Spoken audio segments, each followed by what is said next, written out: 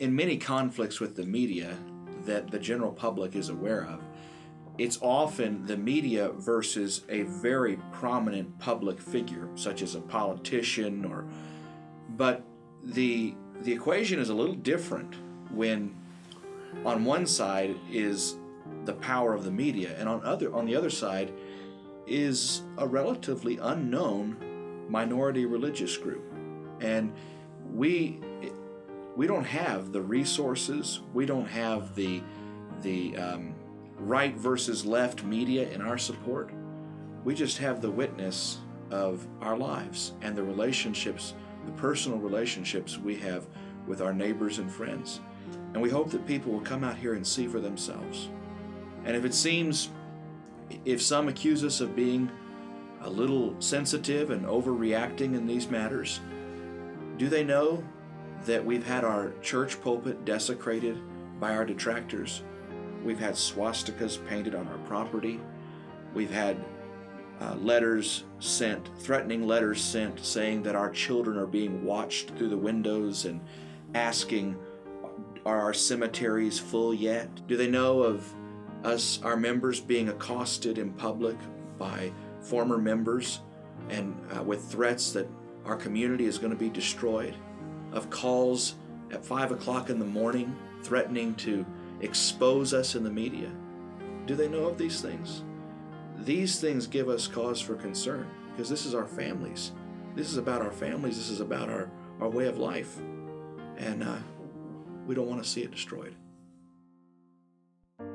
If people could back off from the situation and invite others to come in a more direct way and experience, look at the life of people, get to know them, and not have to do so through a lens that's really just a hermeneutic of suspicion and doubt.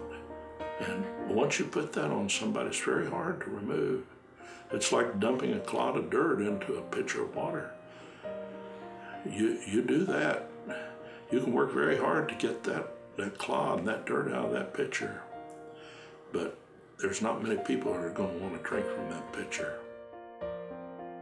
To me, personally, after having spent 41 years in this endeavor, that is just devastating to think that you could put a twist or a spin or put some wrong emphasis or some blurred distortion or some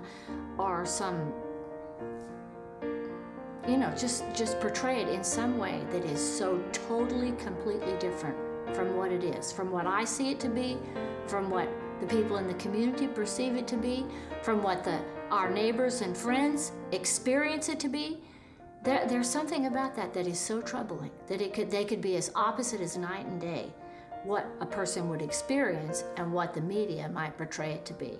One of the greatest attributes of our community that ought to testify to the falseness of these allegations is the fact that we are such an open community.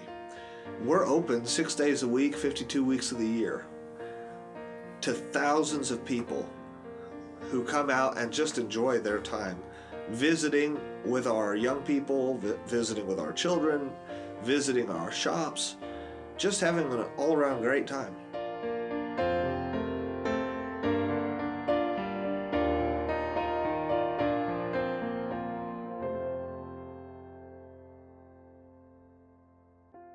I hope that we can be known not by the stories of those who have abandoned our way of life and our beliefs and our values. That kind of thing Gandhi once called the drain inspector's report. But rather, I hope that we would be known by those of us who are actually living and enjoying the blessed life that we found in Christian community. And so we hope that folks will just come out and see for themselves. Come visit us. We're open 6 days a week, all year round. Come talk to us, ask questions, talk to our children, and see for yourselves.